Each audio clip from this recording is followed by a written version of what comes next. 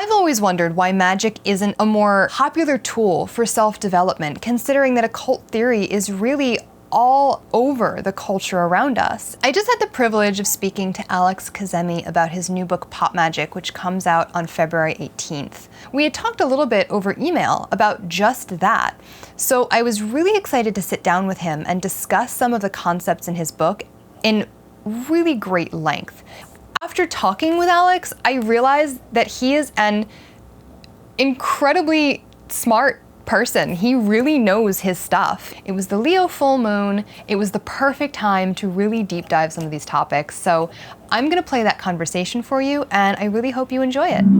One of the first things you even mentioned was that you've read a lot of occult literature and not really connected with most of it. Mm-hmm. So what have you actually liked? Like, what were maybe some of the theories or some of the authors that you did connect with? Because I think I can pull out a few influences, but I'd like to hear, your take on that. Scott Cunningham, Raymond Buckland, Donald Michael Craig. Okay. Obviously, the kind of late 90s disinformation books. I don't know if you know those. Those are more deep cut. Like Richard Metzger. Fiona Horn for sure. I love Fiona Horn. Like, she's a huge. When I saw what she did, I was really moved by how she could like practically explain magic in like a pop way. Yeah.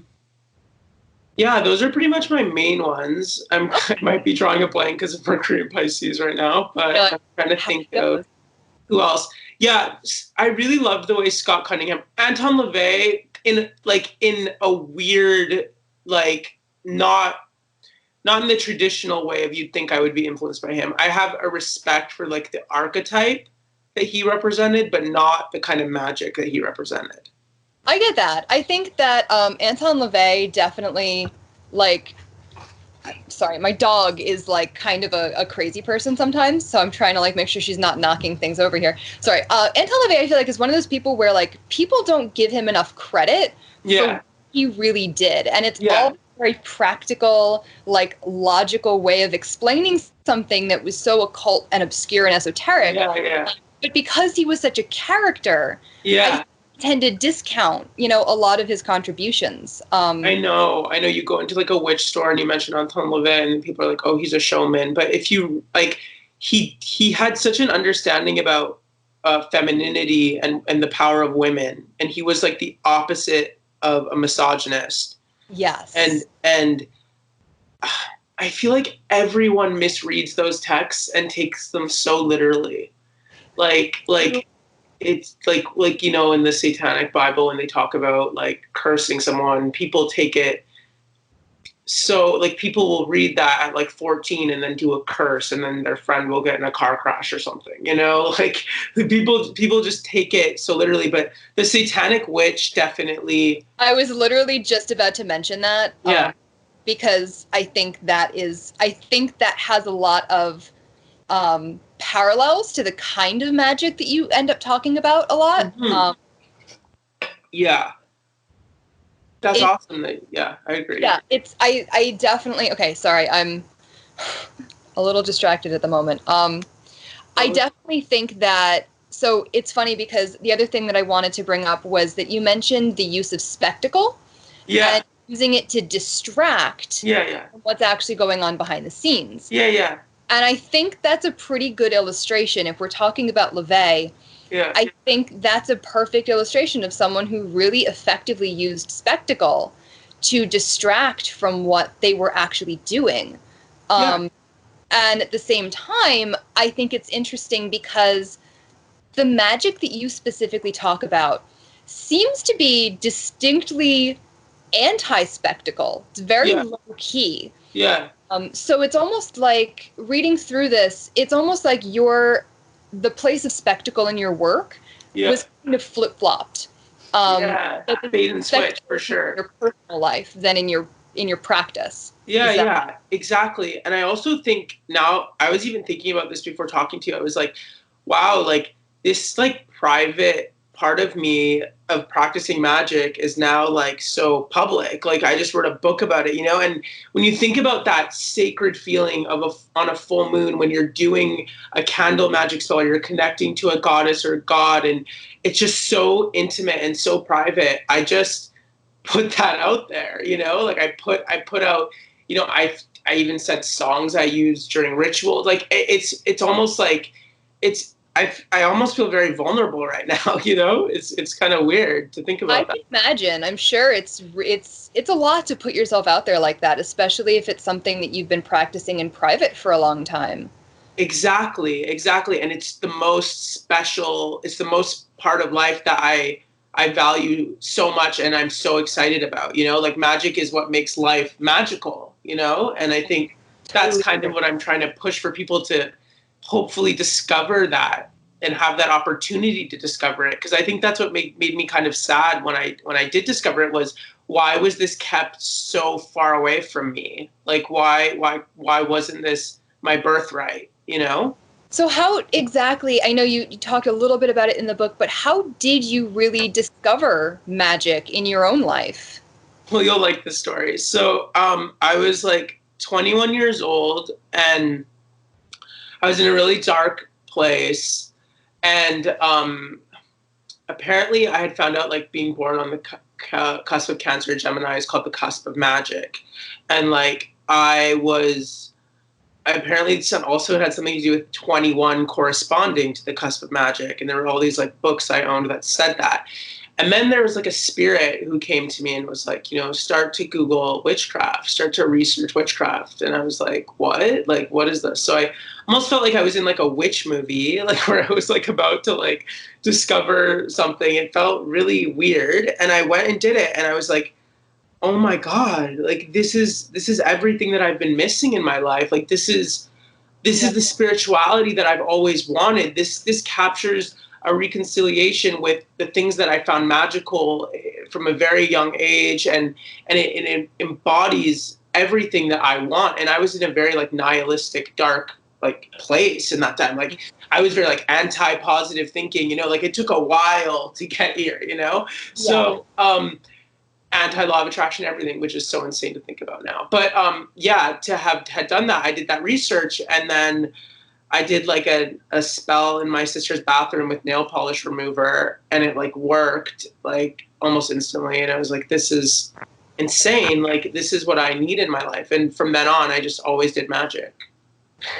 I think it's interesting because I think that I hear a lot of these stories. I work with a lot of people who, you know, have more recently come into this, and they all say, you know, like the nihilism that's just inherent in modern day culture. Like there seems to be this need for a return to magic at this point. It's such an intense draw. I love that you just said return, because it's a reconciliation. It's a return, and it's almost like regaining a part of yourself that was maybe like, you know, like hidden or you had to do work to access it. Or I mean, that's also a part of what I think a big part of magic is that spirits send us through tests so we get to where we want to get to. That's a really interesting point, because I think that even if you think about like magic is considered something occult, but if you think about the meaning of the word occult, it just means hidden. Yeah. So it's about uncovering this deeper part of ourselves that we haven't been able to connect with for whatever reason, whatever obstacles we have. I found it interesting. Sorry, loud car. Totally good. I found it interesting that I think a large portion of your book has to do with sex magic and transmutation. Yeah.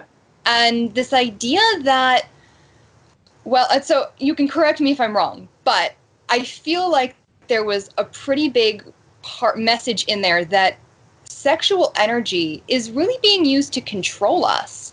Yeah. It is. Yeah, like for both genders, all genders. It's not even just a male thing. It's an everyone thing. And I think it's very interesting because I don't know if you know spiritual people who have gone through this also, but I've learned that there are a lot of magical people who are demisexual and can only have sex like in the form of like an emotional connection or with trust, and can't do these hookup apps. And they actually consider that like hooking up is a kind of trauma transference if you don't trust the person, and that it's creating like a spiritual bond. Like there's all of this kind of stuff. So there's that aspect that I've very much lived out in my life and learned. And then there's also having to learn that sexual energy and sex magic is a very powerful thing, and it's being used to exploit us by corporations and mass media who know this, who absolutely know that this is powerful energy. And at the midpoint of, like, if we sublimate it, it's energy, you know, and they know that, and they're totally trying to control us.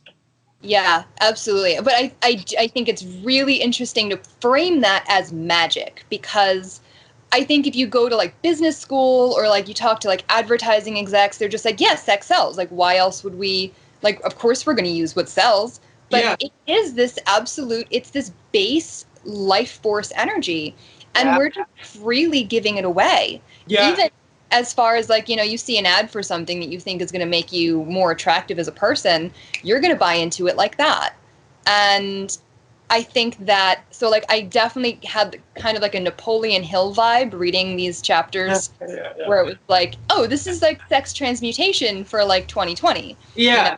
Yeah, exactly. And I think also what you just said, also corporations want us to sexualize ourselves, to sell ourselves as products because they know sex sells. It's like they're grooming us to advertise ourselves in such sexual ways because they're trying to tell us that that's what we are of value and that's what will gain us likes or clout or followers or any of that stuff. But it's not, there's a spiritual cost to that and a soul cost to it. And also it's also kind of grim because we're not products, we're souls, we're human beings. And if we see what happens in Hollywood when artists sexualize themselves at a young age and the trauma that comes with that. And I feel like we're actually seeing that now because fame is so it's not exclusive anymore. It's everyone can become famous. You can make a TikTok video and have 1 million views in 5 days, you know? So I think that what's scary about that is that person who's making that TikTok video might have that mentality of, oh, sex sells because I learned this from the Kardashians or whatever else I learned from culture. And then they might do that and just, you know, it's very difficult. It's hard because of the sex positivity movement also, you know, and people wanting to, where is the middle ground, you know? That's a really good question. And I think it's something that tends to be this really murky area, especially in magic, because you have a whole community where like, you don't want to discount feminism and, you know, sexual freedom, but at the same time, recognizing that that's a powerful, vital force and should be respected. Yeah. You know, it can come off as a little draconian sometimes. And it's difficult to figure out how to frame that. So I think you did a good job of keeping it kind of gender neutral there. Yeah. You know, because it is something, and you definitely, you know, you clearly have a respect for the feminine aspects of magic. Yeah, it's so important. It's so important to recognize that. And I think that a lot of, there's almost like a bro culture in the occult world. Like people believe that like, because of Crowley and all of these male figures that that there's this kind of non-recognition of the femme and the importance of that. And I think the divine femme is a big part of magic. Absolutely. I think bro culture is a funny word because, I mean, growing up personally, I read a lot more like traditional, like I started with like traditional Wiccan literature and then kind of moved on from there. But a lot of them are women. You know, you have like Dorian Valiente and like Dion Fortune and like all these women. But then you get into like New Thought, which is much more of this like law of attraction, new thought, and mostly it is a bro culture. It's dudes saying like, I can be rich if I want to. Yeah. So, but it's the same theories, really. Yeah, and I think also it's important for people who want to feel like, I want people to feel the feelings of empowerment and power without having to commodify themselves or make an exchange with a lower vibrational spirit or entity, because I've seen people fall down that path. And I think actually the way people become famous is kind of a metaphor for selling your soul. I think that's a real good metaphor, because you're giving up your free will for an image, and also for other people to dictate you, and you lose touch with who you are also. I think that's interesting, because the other thing I wanted to ask you about was, you have this chapter on creating entities. Yeah. And, not necessarily needing to look up, prescribed entities for whatever intention you're working, but creating something that works for you. Yeah. And you also have a lot of these like biographical stories of times where certain celebrities or personal icons kind of served as like a magical entity for you to manifest a vision that you had. So it's almost like you were using these pop icons as servitors, like magical servitors, to get to your intention. So I would love to hear more about that, like that relationship with pop culture. I don't think it. And what's pretty scary when I think about it is when you actually do that with pop icons, and if you are tapping into their energy or an energy in the universe or whatever, you actually get to see the dark side of that servitor as well. Especially if you're evoking like there, you definitely get to see that. I think the reason that I kept a lot of info about pop and pop culture stuff, because it was a part of my journey. But I think I wanted also people to kind of feel a little bit of concern for me of why I would be immersed or care about these kind of pop culture, pop entities or people, because, I think we are controlled by pop culture, and we there is such a separation of power between the consumer and the pop god that we look up to. But the pop god that we look up to is usually just a calculated publicity scheme that has so much inundation in our minds to make us think that way about them. So I think for my own self, of course, I've studied a lot of pop culture, and like I use that reference about Marilyn Manson and Antichrist Superstar and how he was in a dark place and channeling like that energy.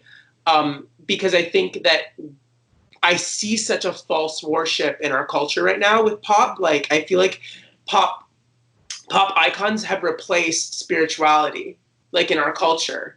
And people act like, Ariana Grande coming to town is like Kali coming to town. You know what I mean? Or like a goddess or a god, they're so they're so submissive towards that. And I kind of was talking about like, if you're why don't you create your own god or goddess or angel so that you can have something that's more personalized to you, rather than, these gods or goddesses that might not really look out for you in the best ways. And you might also be coming from a place of false adoration or, hypnosis. I totally believe that there's a lot of magic going on, like in the higher powers, celebrities, Hollywood, the 1%. I just have to believe that. It feels that, Yeah, it's hard to think that it could not be when it seems to be pervasive in so much of history, where you least expect, probably, unless you're in it. Yeah. I think it's really interesting though, because we do have this tendency to project parts of ourselves onto these pop culture icons. Oh, wow. Yeah. And that's kind of the exact role of, like think about some some certain deity worship, and even like we were just saying servitors, like that's a part of yourself that you've now projected into something that you have to believe is a self-sustaining entity that's going to fulfill this work for you out in the real world. So in a way, it is kind of like people are programmed to use these pop culture icons as, you know, magical servitors, and you don't realize we're doing it.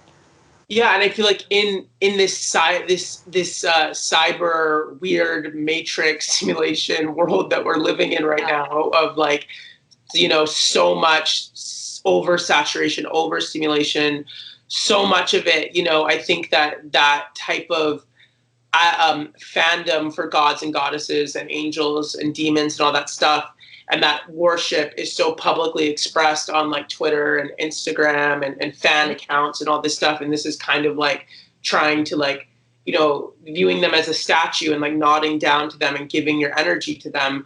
And I'm not sure that's always conducive, you know, like I think it's good that like people feel empowered, like women feel empowered by Madonna, you know, like that's a positive thing, you know, but I think like believing that you're less than Madonna and believing that Madonna's better than you and that you're not her equal, I don't think that's, I think we all should remember that we are all equal and we're just souls orbiting around each other. And we all have maximum will, potential, talent, self-discipline. We can access all of this, you know, it's like, I don't really like how our culture is constantly teaching people that we're inadequate or that are kind of grooming us to have low self-worth from like day one, you know? Yeah. Because self-worth isn't this scale that goes like up and down. It's with a like or a dislike. It's inherently divine. It doesn't move. It's just always there. Yeah. But, well, it does seem like a lot of your it seems like a lot of your practice does focus on maintaining your energy, you know, holding on to it for yourself. Yeah. And it seems like you do pretty well with that. I mean, it sounds like you've manifested a lot of really great projects and seen a lot of great results from it. So clearly, yeah, it seems like, you know, you're clearly on the right path for yourself. Well, I think, you know, the earlier days of magic kind of had to happen where, like I say in the book, that I did a lot of magic for materialism, material things, and I got these things and my soul wasn't fulfilled and I was very confused by it because I was like, oh, well, I'm doing magic. Why am I getting all these things and why don't I feel good about it? Yeah. And so I had realized, you know, down the road is that, you know, you can really inflate your ego and through magic. And I see that a lot happen in the magic world and the occult world, people walking around like I have powers and, you know, and all this stuff and all this kind of stuff. But for what I've learned at this point now in 2020 is that anything that I receive, I want to share it. And anything that I receive, it doesn't belong to me for the self. I have a lot of self-preservation in protecting my energy so that I can be effective in the way that I can receive to give, you know, rather than that kind of egoic, scary Satanism, those type of people who like are so self-preserving that they don't give to anyone. And they also don't see anything wrong with manipulation or egoic behavior. But I think we're like in a desperate need in our culture to split between to understand we exist as pure awareness, as the midpoint between the ego and consciousness and our true self, you know? And I think there's so much confusion of the blurred lines in this time right now, because the ego, how I feel about the ego is that it's just a throne in your head. It doesn't matter who you are. It's always just going to be a throne inside of your head that you live in. It's like a mental throne.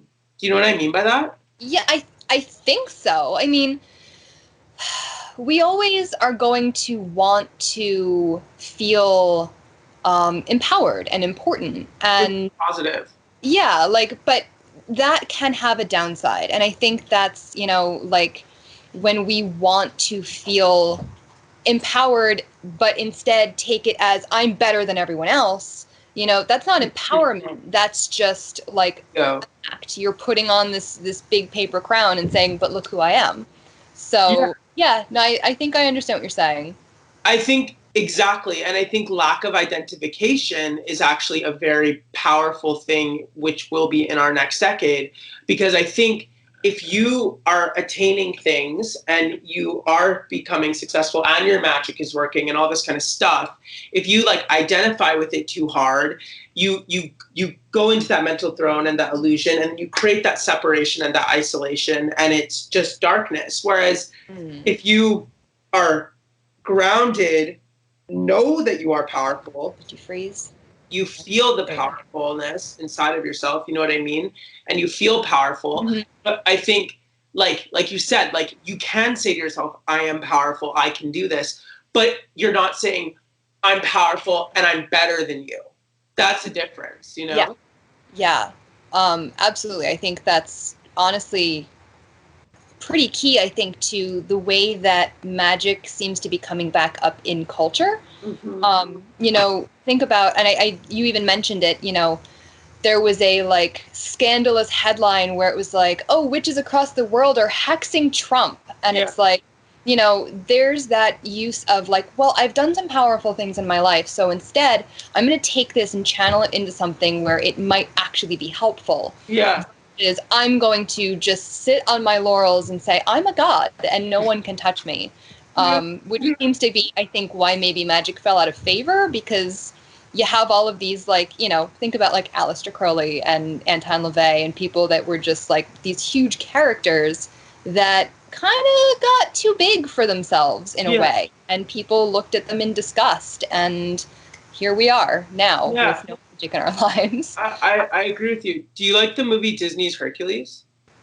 I honestly haven't seen that in such a long time. I think I saw it in the theater, and that might be the last time I saw it. Well, there's a lot of lessons about like ego and magic in that movie, and I kind of had realized like the archetype of Hades, who's always like scheming and calculating, but and trying to get Hercules, the demigod, and also Zeus, who is his brother. But I think what I learned from that is that Hades is coming from a place of ego and low self-worth and needing reassurance and approval and validation. And he's impatient and he's angry and all these things that we associate with dark-sided like ego energy. And yet he can do all of the schemes and never do it. But Hercules, who helps others, comes from a giving place, is, you know, a part of the more universal laws that are positive, succeeds in the end, you know? So I think there are certain universal laws at this point. Like, do you feel in your own life you've seen repeating coincidences and events where you're like, oh, I can count some universal laws now? Oh, definitely. Definitely. Yeah. And I think it's interesting that you mention that specific like mythological pattern, because if you think about it, it is very Jungian, where you have this shadow, literally this underworld shadow, where that's where we get this desperation and this scheming and the need to get ahead, where if we can just tune into that universal consciousness and accept who we are in the world around us and who everyone else is in the world around us and what's actually of the greater good, then we're able to actually get farther than we were, you know, if we're acting out of desperation. And instant gratification. Hades wants instant gratification. He wants to see Hercules dead right in front of his eyes right now. That's why he literally watches him with the Hydra beast like it's ESPN, waiting for it to happen, you know? And I think what Hercules represents is like patience, like and it takes a while and a long time and will to get to that place that you want to get. And I think the instant gratification society is never going to do anything to fulfill our souls, because these transient pleasures are never there for us in the future. Whereas when you're doing the spiritual exercises in whatever your magical practice is, your magic is there for you in the future. You know, it's fulfilling. Like the things I've done on a full moon, like whereas whether it's been a protection spell or a purification or a full moon bath or any of those stuff, those things are there for me in the future. They're not like instant moments that, you know, vanish into chaos. It's almost like it hits the soul, you know? You can feel the soul feel nourished, you know? And I think I really wanted to inspire people to nourish their soul, you know? I know you definitely mentioned instant gratification at least once, and how like that's not, you know, that's not the goal. We don't need more of that. No, no. And I think it's definitely a poignant thing to mention too when you're talking to people who probably haven't worked with magic before. No. That, you know, this is not an instant gratification game. The things you do on the full moon are not, you're not going to wake up the day after and go, bam, this thing happened. Like, that's not how magic works. No, it's not how magic works. And really weird enough, like like a few years ago, a spirit came to me and told me like near 2020, you're going to put out a magic book, and on everything that ended up happening that was associated with the book, I was told by a spirit, and I was like, no, like, shut up. Like, this is not going to happen. And then it happened. And I was like, whoa, it's like we get these messages from when we open ourselves, because I'm sure you know that when we open ourselves, you know, we also open ourselves to the lower vibrational spirits, because they will feed on, because they're watching when we're in bed in a self-sabotage spiral or shaming or anything stuff. They'll feed on that. Like, I've literally, you know, I've struggled with like addiction and like binge eating, and then like, you know, all of that kind of stuff, because I'm a water sign, and that's very normal for water signs in that world. But I've been in like a darker come down type place, and the entities will literally visit me, and I'll encounter them on the astral plane, and I'll be like, it's the emotion that they're feeding off of. They're matching with the lower vibration. It's so strange. It's strange, but it's not strange for sure. Because once you realize how things work, it's like, oh yeah, of course. But you know, it's strange when you're getting into it. And you know, like, so I have to admit, I pulled up your chart because it's there online, so why wouldn't I? And you know, best way to get to know someone is to look at their chart. You clearly are a really empathetic person. You know, you have, I mean, so I'm one of those astrologers where degrees matter a lot to me. Okay. You've got a lot at like 0 degrees of a sign, which, you know, is right on that precipice of, you know, neither here nor there. But, you know, the fact that you are a Cancer sun, which is ruled by the moon, and you've got the moon directly on your ascendant, you know, you're clearly a very energetically receptive person. So it would make sense that you've kind of needed to put these like stop gaps on your energy exchange, or you would just be like depleted all the time. Yeah, exactly. And also I'm very much, well, that's very like a good analysis, because I think I'm also in the belief that like in astrology, we kind of can be those autopilot negative characteristics of our chart until we master them. Like, I mastered I'm work every day to master it, but I see everything about my life in my chart. Every negative quality is in my chart. Everything that I need to work on is in my chart. Everything that I can correct is in my chart. And I think between my North Node and my South Node, I think, because I think I'm Scorpio North Node. Yes, I have a lot of Scorpio in my chart. I feel like astrology is so much more than what we see on CoStar or what people think it is. There's so much self-knowledge in that. And even if you're cynical of it, if you could look at it from a Jungian point of view as just these archetypes to organize parts of yourself and organize the chaos. Obviously, I believe it from a more, you know, metaphysical, magical point of view. But even if I like didn't, and I could organize my cap rising qualities in one place and be like, oh, how can I work on myself? So I think also I really want people to be pushed towards self-examination after they read the book. I think that's a really good way to explain that. Sorry, my dog's crashing this video here. I think that's good way to explain, you know, the value of not even just astrology, but magic in general. It helps you organize the parts of yourself that you need to grow through and reorganize. So where would you ideally, someone reads your book, yeah, be the next step for them? Okay, so I was actually thinking about this. Okay. So I want the person to read this book, hopefully accomplish their dreams through using this book or opening that path of gaining whatever success or whatever idealistic dreams they have. And then I want them to realize that it's not the answer. I want them to go to the next level, which I would consider Kabbalah and the Tree of Life. So, okay. But I wouldn't throw them that right away. So I think I want people to understand that attain all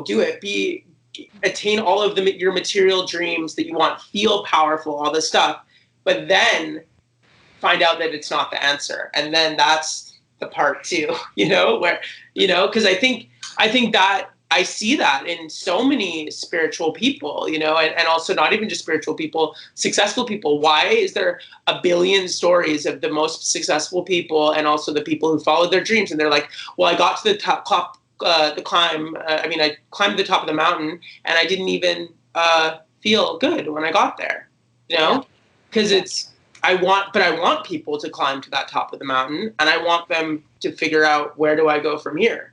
Because I think Kabbalah and the Tree of Life consciousness and just the sephirots and all of that, it's just such powerful magic. It's like so powerful. And it makes me very sad that our culture is so cynical of it because of its roots in Judaism and all this stuff. It makes me very sad because, I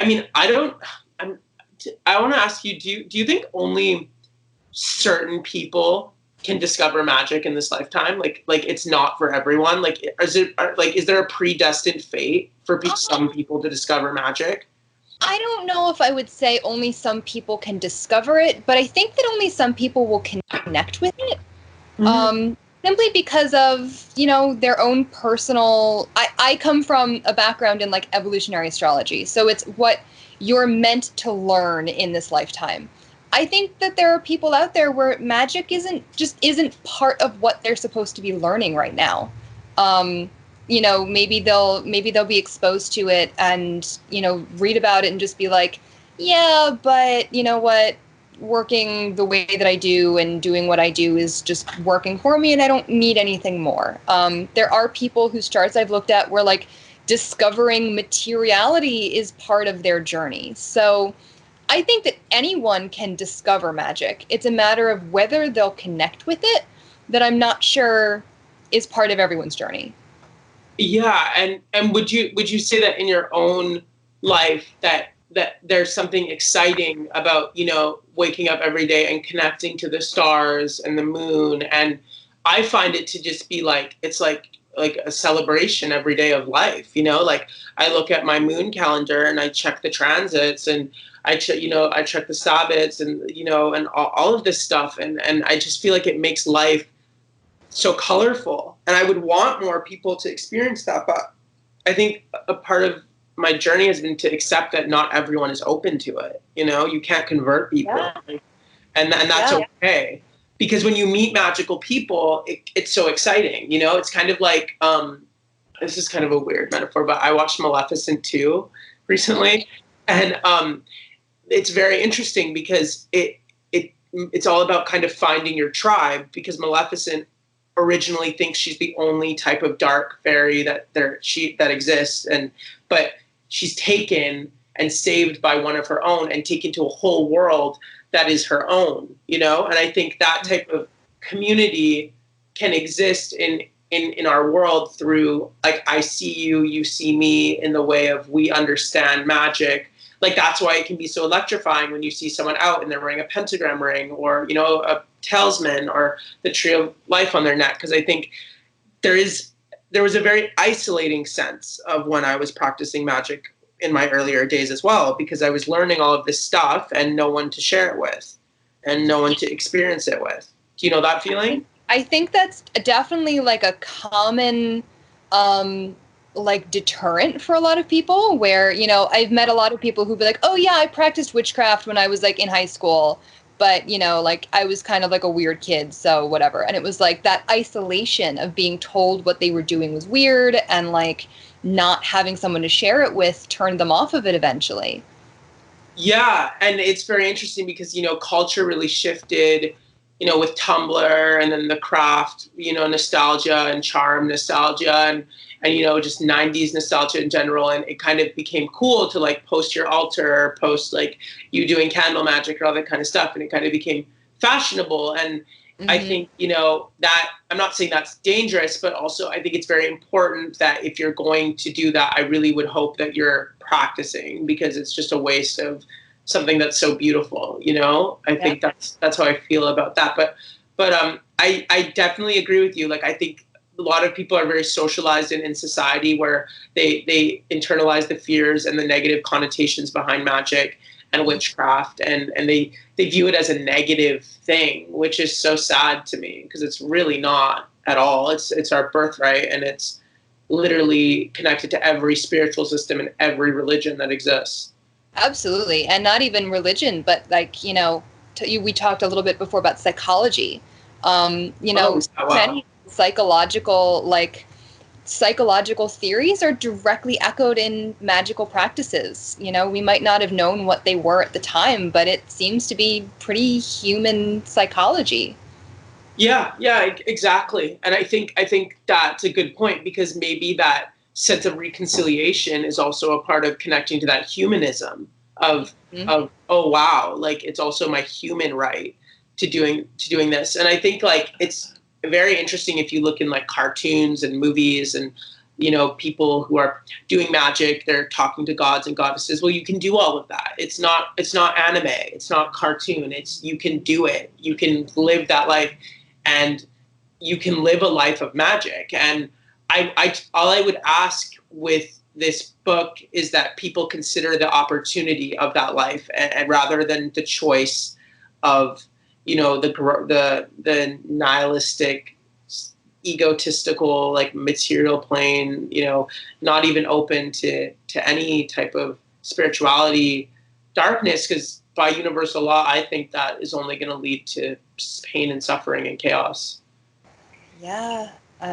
Unfortunately, that seems to be a common theme these days. So, what sign are you? I'm a Sagittarius. Oh, cool. I love Sagittariuses. I'm Sag from you. You kind of look like a Sag. That's funny. That's funny.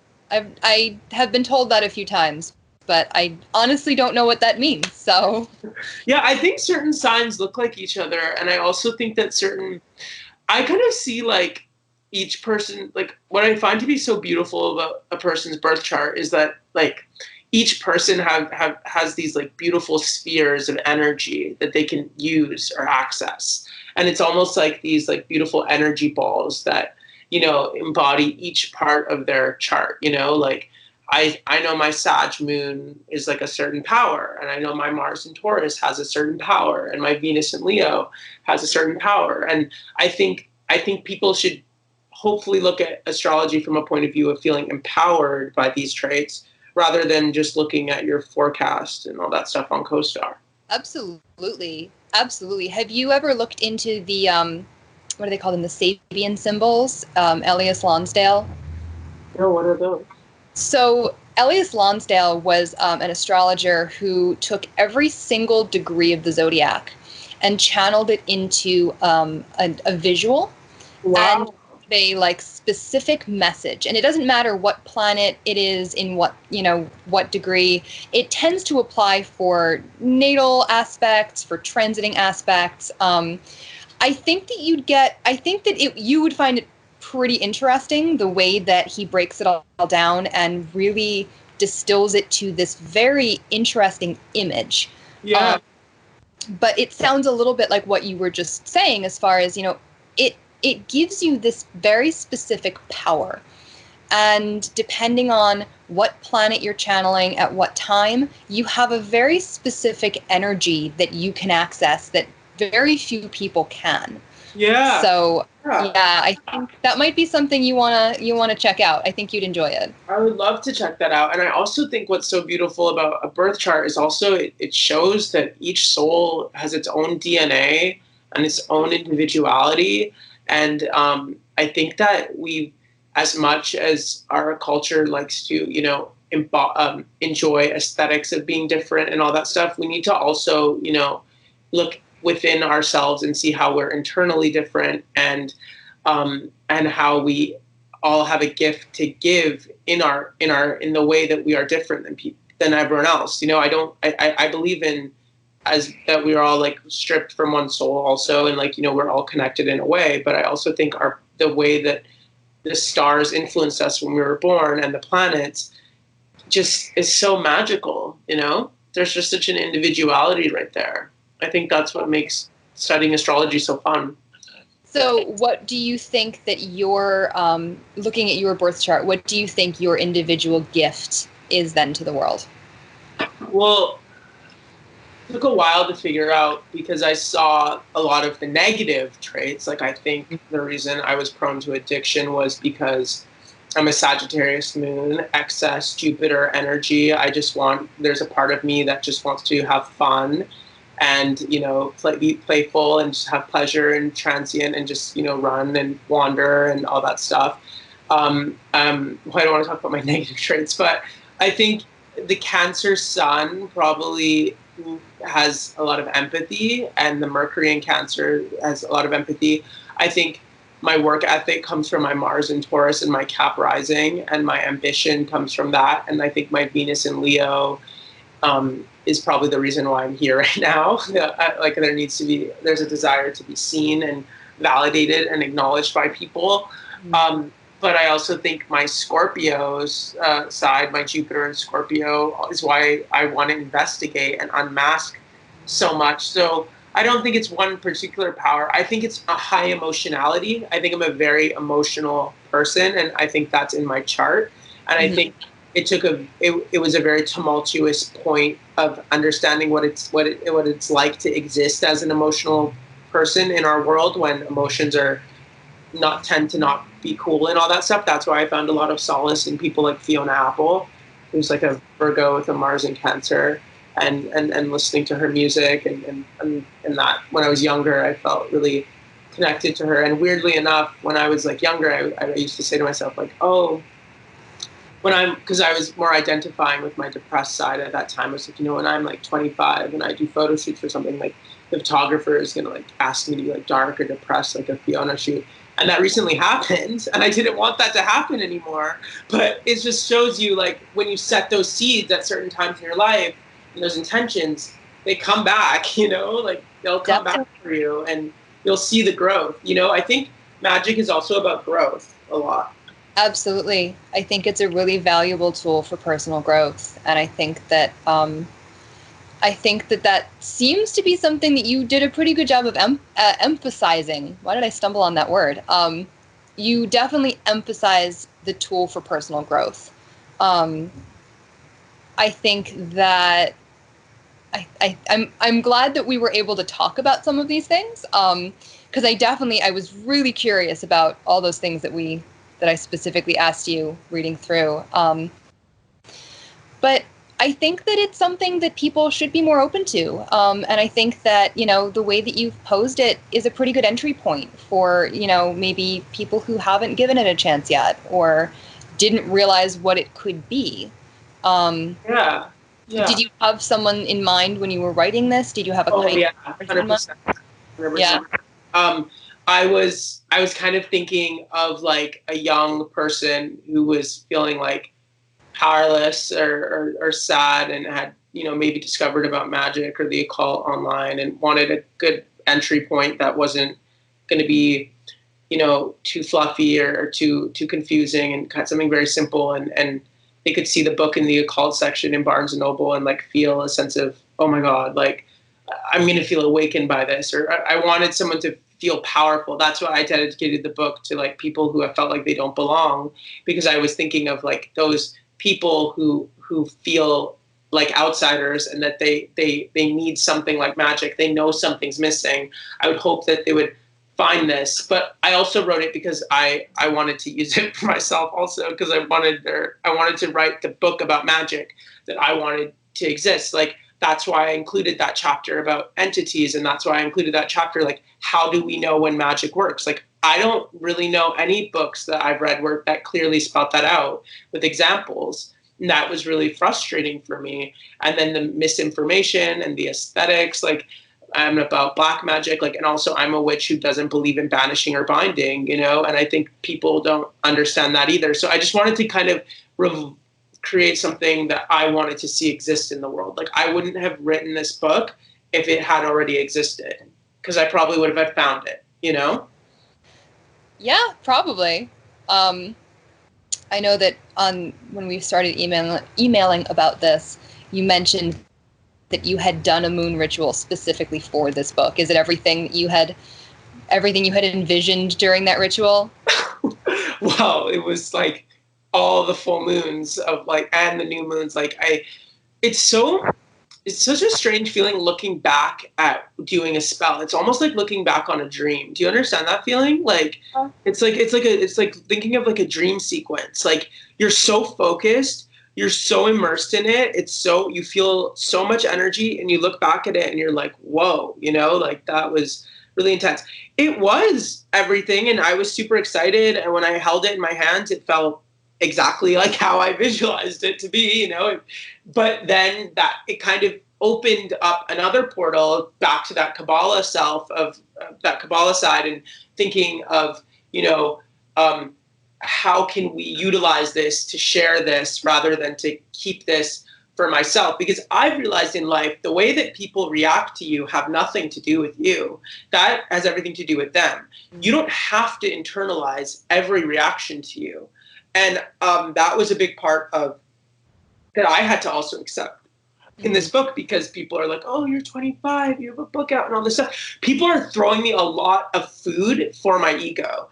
And I'm kind of just like pushing it, because a part of Kabbalah is like pushing the light back in order to receive bigger, fulfilling blessings of like helping people, right? So I think, you know, yeah, it is everything I wanted. Like I love, like, I like read it like and stuff. But I was most excited to share it with friends and people who I imagined reading it when I visualized doing these spells. You know, like kind of I wanted to share immediately. I'm really doing this to help people. You know. So now that you've seen all of this come to fruition, what's your next full moon ritual going to be? What else are you manifesting? Well, I want to, like, for this full moon, this Leo full moon, obviously I want, you know, as much success as possible for the book, and I believe in like unlimited will and unlimited dreams, and you know, no barriers and no limits to my beliefs. That's also very Sagittarian of me. But I think right now I kind of want to do spells to connect to, again, helping others, but also sort of making sure that I ground myself during this whole process, and that I don't dedicate my time to experience this rather than rush through it, and to have non-identification, you know, like I've seen what the chaos of identifying with all of this stuff does. And I've seen people I know kind of go crazy, like with identifying with things that are coming and blessings and gifts from the gods and goddesses and the angels. And it's not pretty. And it's also, I've felt very exhausted by the ego, like at some point, like I felt very drained, and I felt like I lost control of myself, in which I kind of talk about in the book. Yeah. So my last question, because I know we've talked a little bit about Kabbalah, and you know, so in your acknowledgements, you purposely hide some names and phrases? Yeah, I do. So Bina. Yeah. That seemed, as far as I caught, your last hidden word. Why Bina? What was the message there? Well, that was, you know, the divine femme energy, and it was also kind of a message of the kind of hoping that someone finds it, and then maybe we'll stumble upon the tree of life. And I put it where I thanked Madonna, because Madonna, during Ray of Light and American Life, until this day, has done so much for popularizing magic and spirituality and Kabbalah, and that time in our culture when we were so cynical of the red string and all this kind of stuff. Everyone is practicing magic, So, Kabbalah really at its core is magic. So I would hope that someone would discover Kabbalah through me putting that there. And I'm really happy that you discovered the secret codes. That's so cool of you. I'm a web sleuth. What can I say? Well, thank you so much for taking the time to sit down with me and kind of go over some of this stuff. It was really thank you. I hope I wasn't too much of a space cadet because of Mercury. No, stop.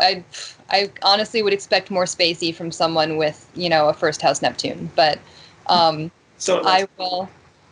I'm definitely looking forward to seeing how this goes for you and see your next steps. This was great. Thank you so much. Thank you so much for everything, and I'm really grateful for what you do with your voice, and it's such an honor to be a part of this. Thank you. Well, thank you.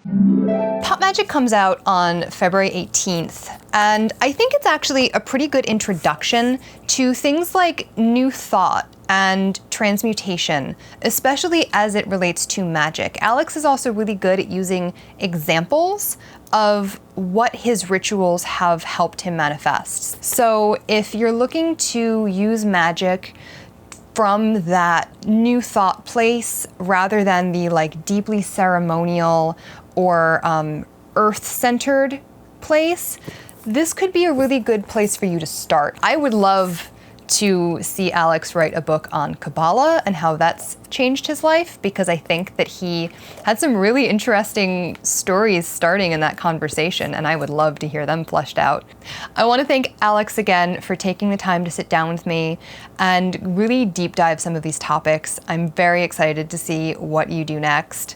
Make sure you're subscribed, hit that notification bell so you never miss any of my videos on tarot, on magic, on astrology, and I will see you next time. Bye!